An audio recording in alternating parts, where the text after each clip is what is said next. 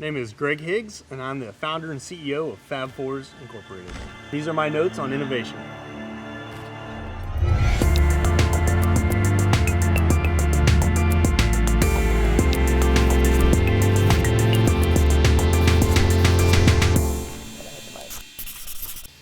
Nowadays, what I do at Fab Fours, consider myself the chief designer. I mean, my whole passion from the beginning of Fab Fours was to design truck and Jeep parts that enthusiasts would love and be willing to trade their money for.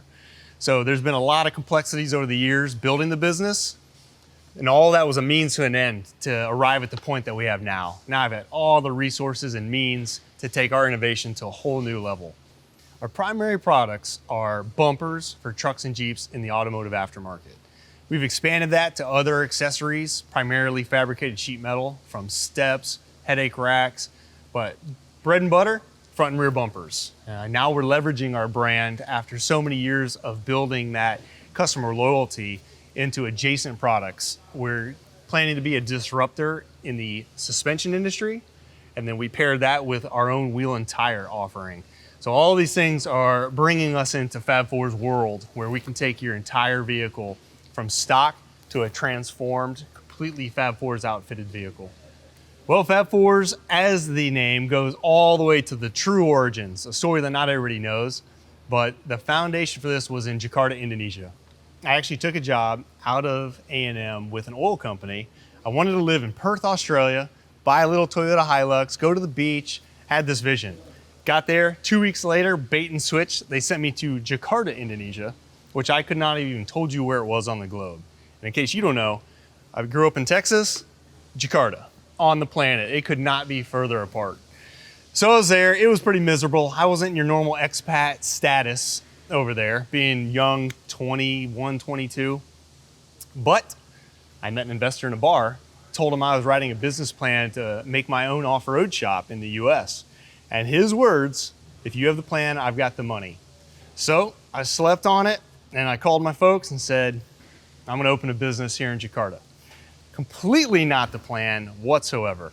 Led to tons of adventures. Ended up being a male model in Jakarta's, in the malls and on the TV, and doing crazy adventures, the jungle challenges, the Sulawesi challenge, off-roading. Made a ton of friends, made very little money, and learned a lot. You know, being in a third world country like that and just learning how to interact with my first employees taught me a whole lot about just what that means to be in the trenches, lead from the bottom. And those experiences set us up for what would become the real Fab Fours, which is I was gonna import bumpers from Thailand to Jakarta. And through meeting that manufacturer, he had a world-class facility in Thailand. And I thought, man, for me, I had a global perspective. So it wasn't so much about USA, USA. It's like, I think my generation's the first one to go, the world's not that big a place. You can get anywhere in a couple flights, and zero prejudices. Others like, hey, we're all better than any of us. I see, let's leverage that, and I could be my own bumper brand in the US, leveraging that manufacturing. So that's when I shut down Jakarta, chose Durango, Colorado, because I thought it'd be a beautiful place to live. It's close to my off-roading passion near Utah, not too big. And that was a horrible decision as well, because my manufacturer in Thailand changed the deal at the last minute. I lost him as an option. And at that point, I was lucky enough that my family stepped in to help with some of that early investment. They believed in the idea. They saw our prototype bumpers and thought that with my passion, it was worth giving it a shot. At this point, Durango, not where you should be as a manufacturer at all. It's a resort town. So at the time, to build the brand, I had an enclosed trailer, and I would just leave on long road trips, much to my wife's chagrin with our brand new baby. But I would just go out city to city, hit the yellow pages back then, and go shop to shop. Say, hey, come out to my trailer, see my wares, and built a brand with the tagline, quality on time, which resonates in the off-road community because that's pretty rare. So Durango, we were growing, went through 3 buildings there, and was growing the business rapidly. And at that point, decided that it would benefit me to move. We had to get out of there. Looked at a couple cities, and actually Greater Charlotte made the radar because my parents had chosen to move there 2 years prior. My father had officially retired, they were out of Houston, and my mom got to pick where they were gonna live. And she wanted Four Seasons, so I didn't know much about Charlotte at all, and we made the leap of faith. I wanted to be closer to my father as a mentor to the business. You know, he had started his own business that had grown rapidly, and I knew he could bring a lot from his perspective. We actually landed moving down into the Lancaster area because it just made sense, get out of the Metroplex. I picked a cone because I like the south side of Charlotte, and Lancaster has worked out to be a phenomenal place for us. Through unfortunate circumstances, a lot of textiles exiting this area left behind massive low-cost buildings and a workforce eager to get back after something that they could get behind. Fab Fours answered both of those. We're in a phenomenal facility that we could buy at a fraction of the price you could in a major metroplex like a Dallas or something. And to have this level of workforce at our fingertips, eager to come to work and build a brand like ours, it's been a phenomenal place. So how did that name come out of that? Did you just come up with that? Yes. In Jakarta, there were gonna be 4 people. So I was gonna bring a guy over from Texas, master fabricator. The investor wanted to bring a buddy of his up from Australia. Those guys didn't do anything. Ryan and I work our butts off trying to build an off-road shop in Jakarta. Super hard. I mean, for one, the language is Bahasa Indonesian, not English. And here we are in arguably the 3rd most corrupt country on the planet, trying to promote a sport that didn't exist. The odds were stacked against us, but it was a whole lot of fun. So, fabrication, 4-wheel drive, the Beatles, NCAA, a lot of those things came together. And I think it's probably some of the early insight to my marketing mind, which is just, how do you get people to remember you? And having those plays on words, I thought was a great catch. You're not gonna forget it when you hear it. And I mean, years have gone by where I wear this every single day for a decade. You're in an elevator and like, oh, you guys like a cover band or something? Because we always look the same. Whoever's traveling with me, we're wearing this. And like, nope, because they think we're gonna play Beatles songs. And like, interestingly enough, we surpassed the Beatles for search on Google in about 2015, so it's pretty cool. This is the first of 3 roofs, each 46,000 square feet, that make up the Fab Fours facility. The other 2, absolutely chocker blocked with manufacturing equipment and processing. So we are just like an episode of How It's Made. We bring raw materials in the front door, and it is a fully packaged product out the back. And I'll add to that, you know, some of the complexities that we face here at Fab Fours is we touch every piece of the business. So the fact that we actually have engineering in-house, we have marketing in-house with our own studio, there's not one element that we outsource if you go beyond insurance providers or things like that. Whereas, you know, having lived through these trials and tribulations, when I'm meeting with my leadership group and we're in some of our low times and we're just trying to build ourselves up, like, you know what, look at this company. You know, all they have to do is make. They didn't create the brand. They don't have to sell anything. You know, it's a job shop. That's just being a little jealous because, you know, grass is always greener on the other side. But to know that we are soup to nuts, from the idea on a bar napkin that I might sketch at 30,000 feet drinking a scotch flying cross country, to a product that's going to be sold nationwide through a network of 4,000 retail locations in as short as 6 weeks, we've controlled every bit of that in-house. The thing that probably makes a Fab Fours product better than the others, if you were to query some of the shops out there and the distribution that support us, goes back to our value proposition. Quality on time. It starts there. I will say, and the products behind me are evidence of our bold, creative thinking, but none of that would matter if it couldn't hold up. You know, a lot of companies have a big challenge in upholding their warranty. For me, on day one, I wanted to be bad at warranty by not having it. So if you produce a high quality part, you shouldn't have to be good at taking returns, at answering questions, at having disgruntled customers, having returns on credit cards. Just eliminate that as a concern. Easier said than done. I mean, there's a place in the market, no matter what business you're in. If you're talking purses, you've got something you can go pick up at Walmart, or you got Louis Vuitton. There's a whole spectrum, and there's expectations from the customer. I have always considered us the Louis Vuitton or the Bentley of bumpers. And as such, it is a little bit easier to have a high quality part when you're also driving the highest price point. And that's been a blessing and a curse. For one, it does provide us a strong margin, but we also just open the door to competitors as we continue pushing higher price points off of our innovation and branding. It's very easy for the world to say, we're just like Fab Fours, only cheaper. And that's our battle to say, nope, old adage never dies. You do get what you pay for. And so the quality on time became something that it was a pitch at first, and you say it over and over, and you beat that drum thousands and thousands of times. You want it to where your customers can then say that to the end user out of their words. Why Fab Fours? Why would I pay that? This one's like $700 less. Well, it's better quality. It's not going to rust. It's going to fit right the first time. The labor we quote you is going to be accurate because you're not going to have our guys having to wallow out holes. All the bolts are going to be present. It's going to fit. And by the way, this is fun money. I can get you this Thursday. Whereas a lot in this industry, being enthusiast-based, if it's a part nobody wants, you can probably get it. Well, then nobody wants it. If it's a part that's pretty cool at a great price, I promise you it's out of stock. So Fab Fours has unlocked that by having a lot more professional approach to how we built a business, which a lot of that I'll still give credit to the mentorship from my father. He built a business to 5,000 employees in the offshore oil and gas industry.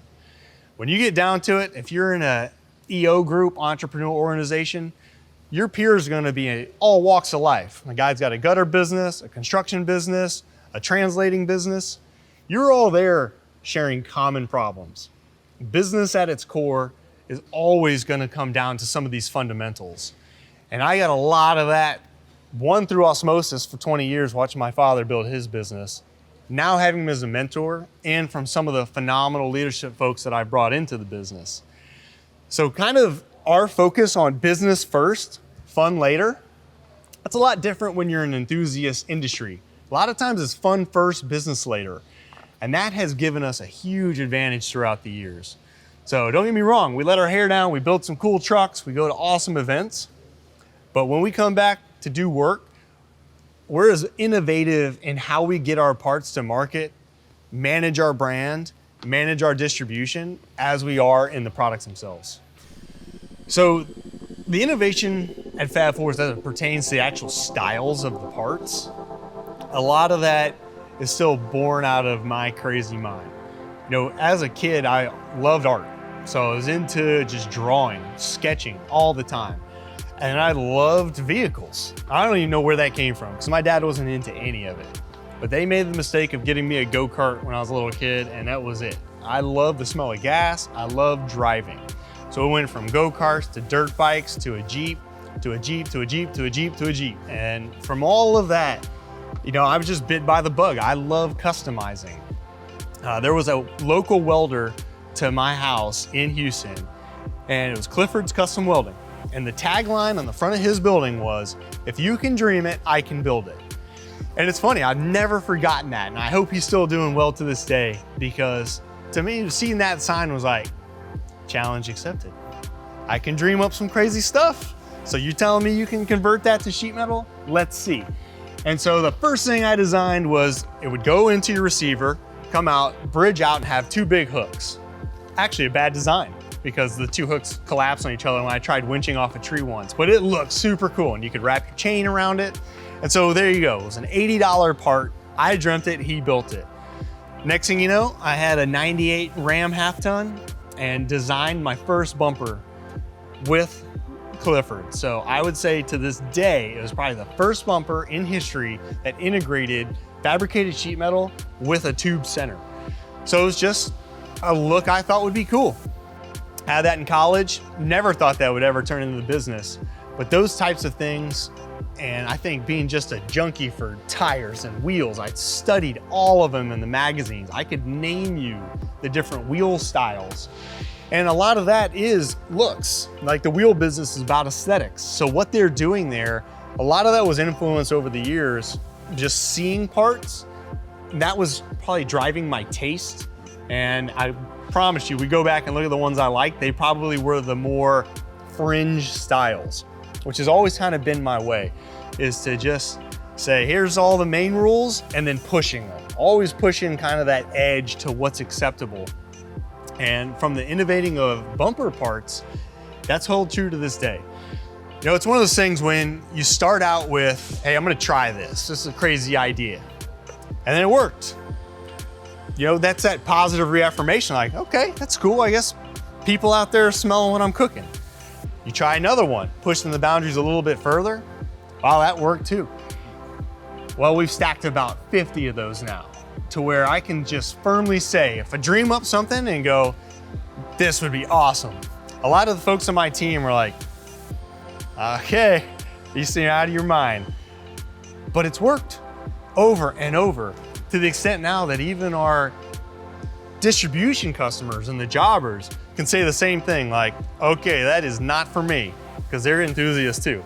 But your track record's proven itself, we're in.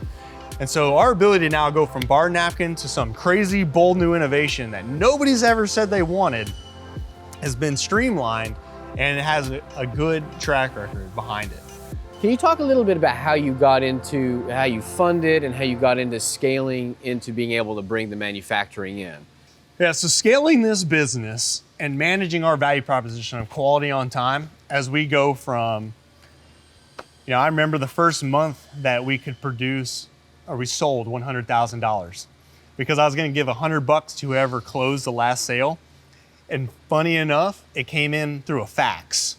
And so I taped that $100 bill to the fax machine, and we still have it in the trophy room in here. Now we do more than $100,000 a day. So that scale over the time has brought huge challenges. My interviewer here mentioned meeting with Rough Country Suspensions. Oddly, early on, you know, they also sold other people's brands, and I had called on them. And I couldn't tell you his name that was running the place at the time, but I was sitting in his office, and even then I still had a lot of self-confidence as I do now. So when I was explaining Fab Fours and how we were gonna be different, and how we were gonna take over the industry, and quality on time as our tagline, I remember him saying, it's harder than you think, and good luck with that. Which I had to peel apart, like, wait, why would you say that? Because I was already kind of doing my offensive smack talk, like everything you buy shows up late. The bolts don't fit, it's got a grainy installation manual, which is true. Go buy something right now from Summit. So you're pulling off the automotive aftermarket, it's gonna have a bad manual, missing parts, boxes damaged, it's just how it is. And so for him to go, all right, whippersnapper, I see what you're thinking here. You've got some bold ideas, good luck with that. I remember that conversation, not a month goes by where I don't, because as we scaled, I'd open up a part and I'd see a grainy manual, be like, oh, he was right, you know. We prided ourselves on that manual. How did our manual quality slip to this level? Or getting a customer service call where a Dodge bumper showed up with Ford brackets. Like, really? That is worst case scenario. And it has an evil twin somewhere. There's a Ford bumper with Dodge brackets that somebody's gonna open. How could that happen? He was right. And it's hard to scale, because a lot of the early on, I mean, I used to wrap bumpers myself when we moved here. That was year 4, and we were out there wrapping bumpers. You've got that hands-on passion for, I put it in, I know our customer's gonna open it. Well, how do you scale it beyond the early entrepreneur and that core team? It takes processes and procedures. Well, who knows that? That's where you get into this weird middle ground of, I mean, even before that, but I will quote my VP of Ops, Mary Bruce. You know, I was able to get her to shut down her 18-year consultancy to come be my VP of Operation. And the book she loved is called No Man's Land. And it's really implying that you're too big to be small, too small to be big. I mean, that classifies small companies across the country. Yeah, you want process and procedure, but how do you get it? Who knows how to do it? There's people, but you can't afford them. You're small, you're 18 people, 35 people. A 35-person company, that's 35 people showing up to work to do work.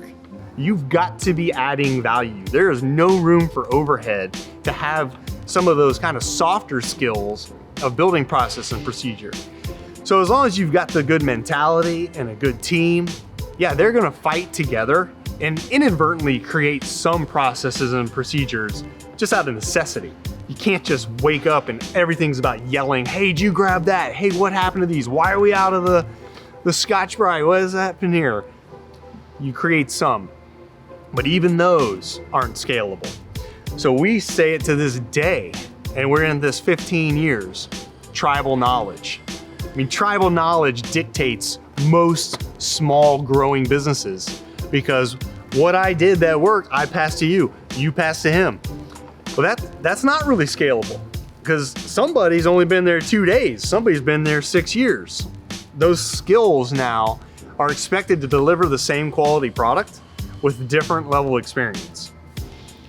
I wish I had the answer to help. I'm really just expressing the problem so that you don't ever get out of that. And the best you can do is just keep that focus on what are the things that have the most return for that effort?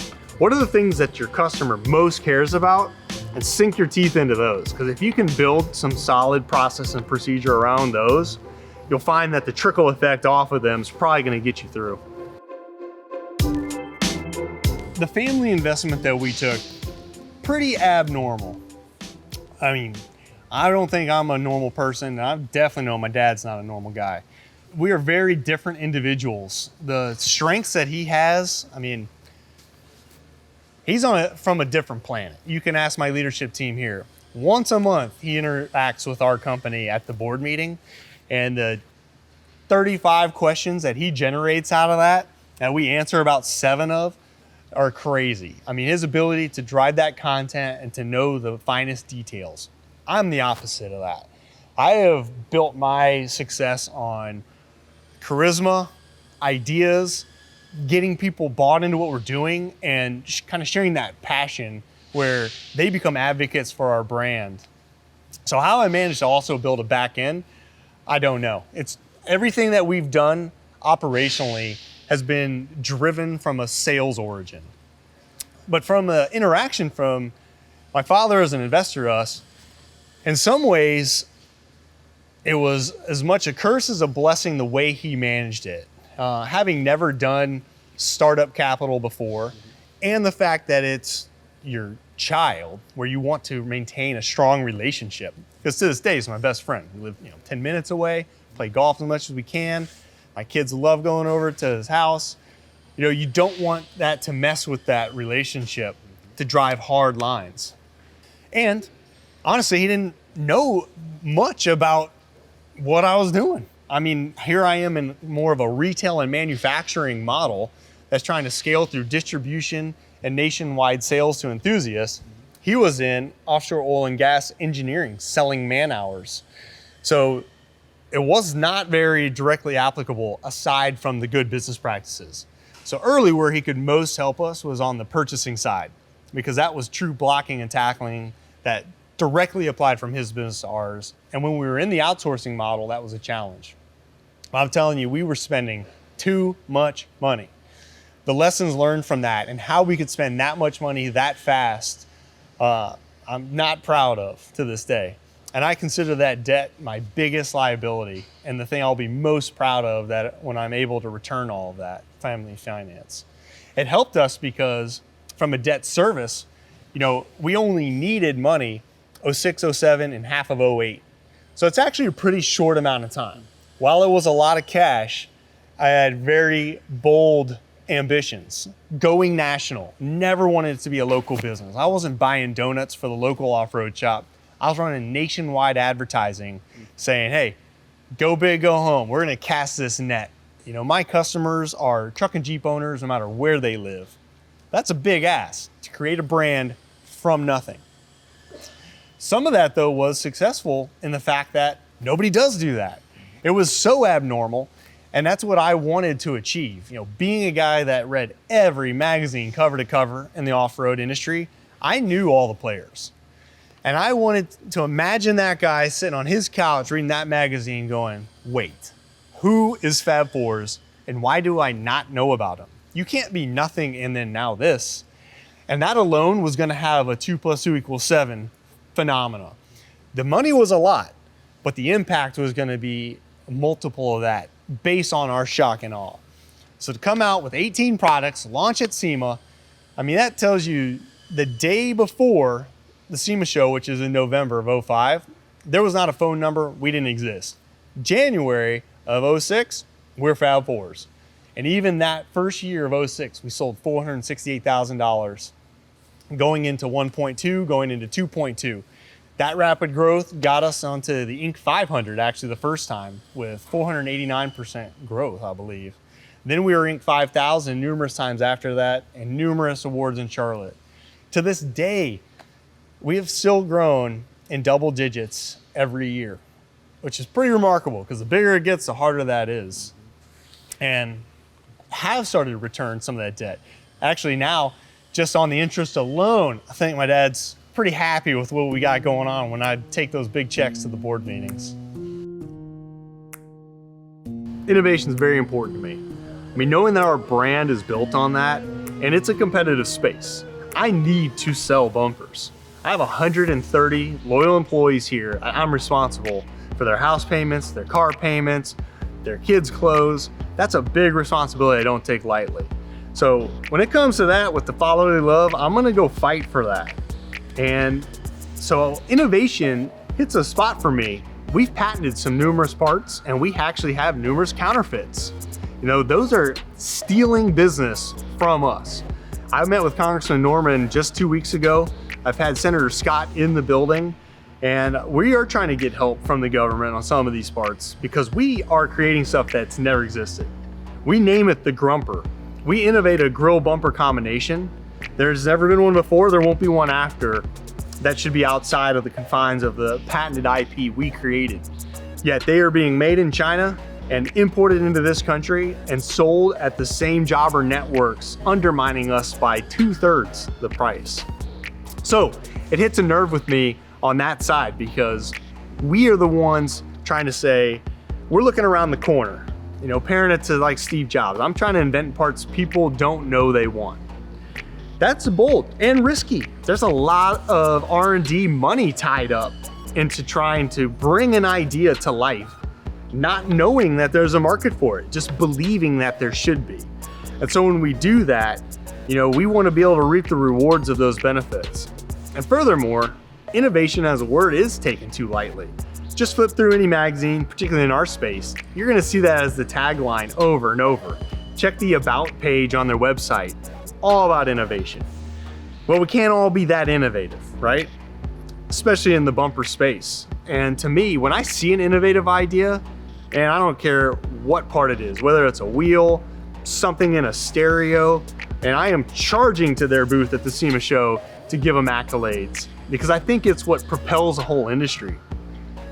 But people shouldn't take it lightly, knowing the cost that there is to it. And for us, I think a lot of what drives that innovation is the passion to just believe in it ourselves. You know, we're not doing the focus groups. We're not seeing what people are willing to pay.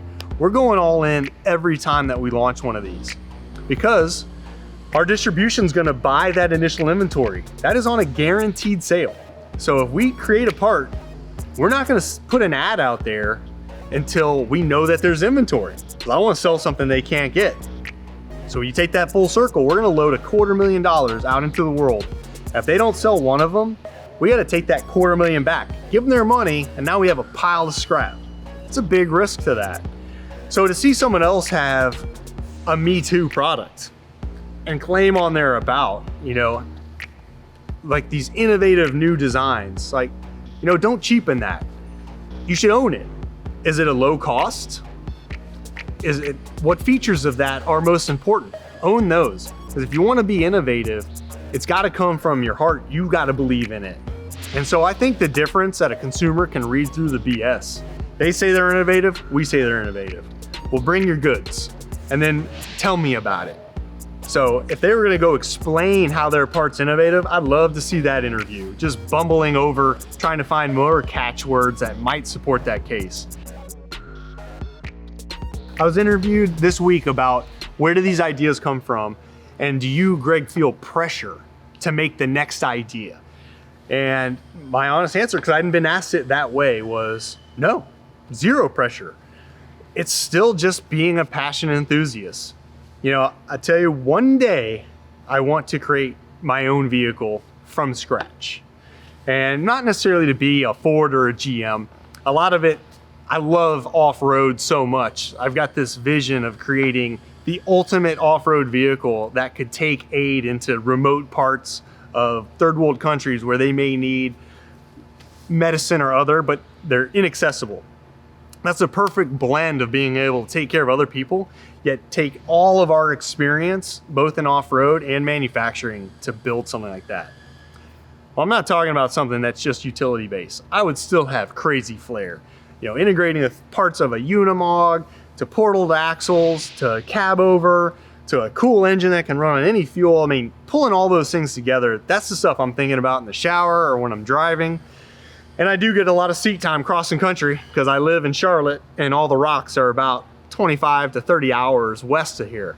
So pursuing that passion, I'm looking at all the trucks, I'm watching the concept trucks that the OEs are doing, and we have an ability to take that and bring it to life.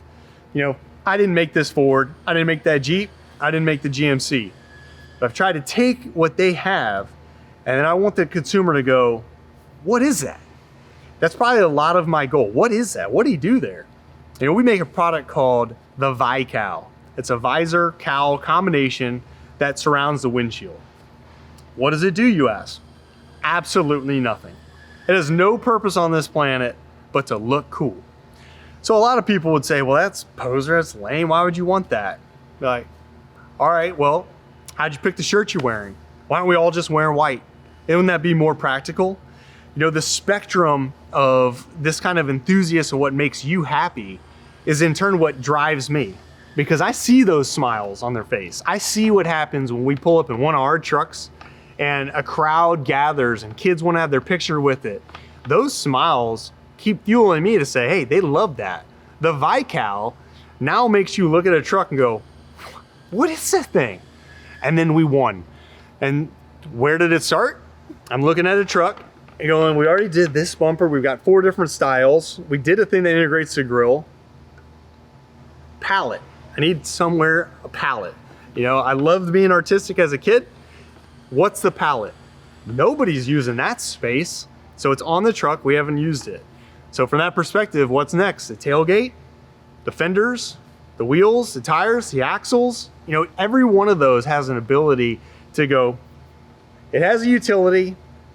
They all compete on utility. I'm utility and style. And so far, that's been a winning formula. Now, you mentioned you had kids, right? 1 kid or? 2 kids. 2 kids? Yep. Do you see that they might follow your footsteps and get into this? Extreme irony from my kids as far as their interest in this, which is a fat 0 right now. So it's pretty crazy because my dad wanted nothing to do with trucks and Jeeps. Now he does, just to be with me. He likes doing it. But I just started out on my own. So I was trickling through it. Now I would have the means, my kids could be racing an Ultra 4 right now. You know, that's how a lot in the industry are. They want nothing to do with it. I'll drop them off at school. The kids will applaud the truck. And I'll be like, see, they think this is cool. My kid's like, your truck's loud, like it's too big, whatever. So it's pretty crazy. So I would think that my kids would follow mine, right? I didn't have any interest whatsoever into running or going into Mustang engineering. Granted, it was massive at the time, so it didn't feel like a family business, but just my own inherent nature would be to create my own, something that I'm passionate about. And so it led me this way. My kids are passionate in their own hobbies, and so I could totally see them, you know, once you kind of get a used to that entrepreneurial, I wouldn't say it a lifestyle from a flexibility, but they're learning by osmosis too. I can see it because a lot of times I'll be talking to my wife about what's going on, most of the times problems, and it'll be crazy to hear a 10-year-old all of a sudden interject with, well, how do they feel about that? And we're like, I know you guys were listening over there. You should probably watch it. But they're learning how people interact and the challenges of a business. And I think when you see that over and over and over, and they're forming opinions on how I could better run this business, how the direction could change here, they start to feel kind of that sense of I could do it. And I think that's a lot of times what a would-be entrepreneur needs to make the leap. You know, there's a lot of fear surrounding that because you do have a lot of risk of tying up and getting off a path, because a career path, a traditional one, is a lot safer in that the next steps are there. And if you work hard, you take care of people, you're going to advance in that. When you roll the dice to be an entrepreneur, man, I mean, what do the stats say? It's really, really hard to make it. And my dad always used to tell me this, and I experienced it in my early days at Fab Fours. When you're first starting, like for those first 3 years, it literally feels like the entire world wants you to fail. Your very vendors who you're relying on are the first ones to just bleed you dry on that. They're not helping. They're not bringing lessons learned from their other customers. They're not doing things to mentor you so that you'll grow and keep buying from them. They're just making it hard and taking. And so all these holes in the buckets form to where you need to have some help. I think having a mentor as an entrepreneur is probably one of the biggest things that you can. You know, it doesn't matter if somebody was going to open a tint shop. I could take them under my wing and give them so much advice to just save thousands and thousands of dollars of things you don't have to experience yourself. Going back to the fact that most businesses are the same. But as a tint shop, man, that guy's gonna be working from 6 a.m.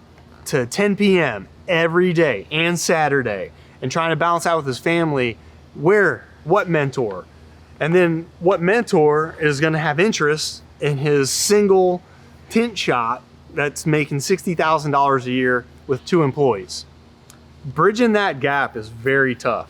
So that's why I'm doing this interview today. You know, maybe there's little nuggets and things like this where this is scalable. You know, this could touch 1,000 entrepreneurs or would-be entrepreneurs, and there may be little pieces that just make sense that anyone could cling to. I don't want every phone call, but I would give my time back to help, and I have in numerous cases. So the tools that I would use that I cannot live without, I'm gonna have a pretty unconventional answer here, which is pretty much nothing. So I've been having an office at Fab Fours for over 6 years now. I just have a normal backpack that has a laptop in it that I maybe turn on twice a week.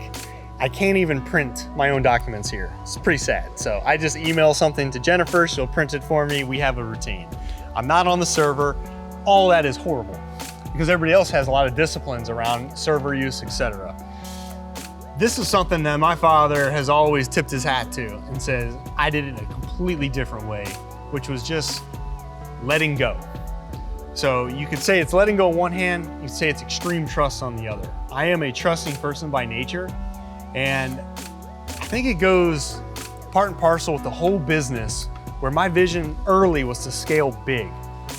Seeing my father's business go from 3 people to over 5,000 people, from $5,000 investment to over $1 billion annual, that scale is huge. That's unprecedented.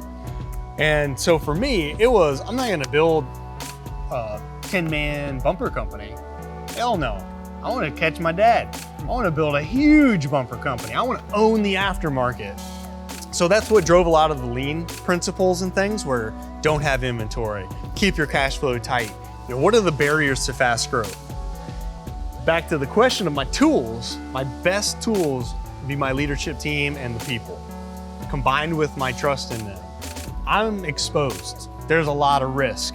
You know, my leadership team needed to meet with our tax attorneys this week. So they're trying to schedule around me.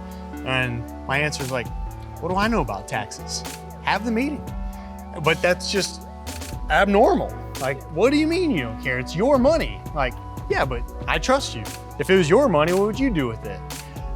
To be able to let go at that level that I have, to kind of keep my hands free of responsibility, it really leveraged me to be into the innovative side, the brand driving side, being the face of the business.